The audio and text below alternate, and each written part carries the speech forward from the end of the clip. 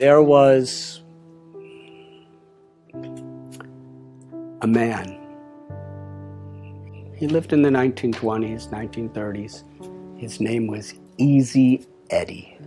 Easy Eddie was a super empowered attorney. And he was so good that he was hired by the Chicago Mafia, which was led in those days by someone named Al Capone. He was such a good lawyer. He knew the law so good, and he had so many connections, and he could manipulate things in such ways that no matter what charges they had on Al Capone or his people, they couldn't put any of them in jail. They couldn't convict him of anything. And because he was such a good lawyer, he was so valuable that the Mafia gave him enormous amounts of money. He had private airplanes. He had practically an entire city block of property with a beautiful mansion, the best of cars, the best of everything. And his son, he could do anything he wanted. But Easy Eddie was thinking, I've given my son everything.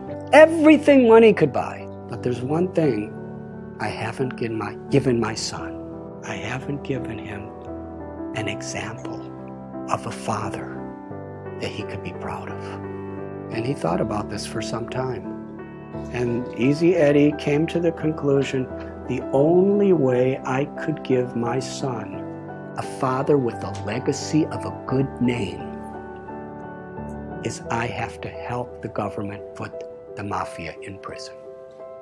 Because the Mafia was killing people, and he was getting them off. Getting people addicted to drugs and alcohol, and he was getting them off. Extorting innocent little store owners who are struggling for their life, pay us so much a month or we're going to bomb your store. And they bomb them. And he was helping them. He helped the FBI. He testified. And many of the biggest people in the Mafia were put in prison. He knew full well that he would be killed for doing this. And one day he was riding in his car and another car came by and several people with machine guns filled his body with bullets, and he laid on the street dead.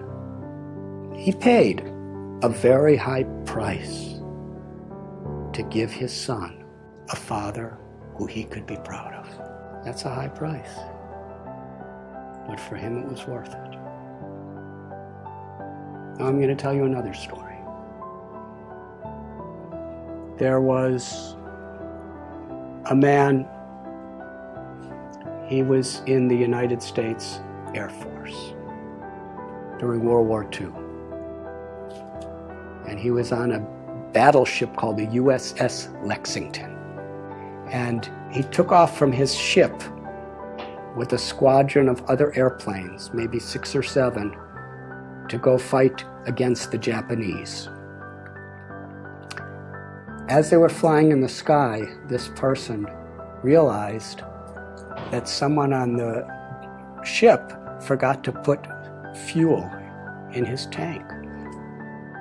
So he radioed to the leader of his formation and said, I have to go back. He said, well, we can't. You go back. We have to keep going. On his way back, he saw about 9 Japanese bombers coming toward the USS Lexington to sink the boat, and there were thousands of people on the boat. He was alone, and there were 9 of them, and he decided, I have to stop them, because there was the ship, they didn't know what was happening. So he single-handedly charged at these 9 airplanes and was shooting and shooting and shooting, and he actually had 2 of them fall into the ocean. And then he ran out of bullets, and they were shooting at him and attacking him. And he was so enthusiastic and so fearless that he was flying at these different planes that were shooting at him, and he was knocking off their wings. And finally, after 5 of the 9 sank, the other 4 thought, this man is completely crazy. Let's get out of here. And they all flew away. And he came back, his plane was all beaten up, and the people of the USS Lexington actually saw what was happening. But they weren't prepared. He was the first person in the U.S. Air Force in World War II to get the U.S. Congressional Medal of Honor, the highest award there is. His name was Butch O'Hare. And the airport in Chicago, O'Hare Airport, is named after him. He's considered one of the greatest heroes of American history because he was willing to sacrifice his own life for the higher cause of others. What makes this story so interesting is Butch O'Hara was the son of Easy Eddie. That's a strong foundation. What are we giving our children? I have seen in my life traveling around, I've been wandering around this planet for 63 years now. I've seen people work so hard for money, give it to their children, and then their children fight as enemies to see who gets it. Is that the legacy? Is that fulfilling life? Is that what we want to leave to the world?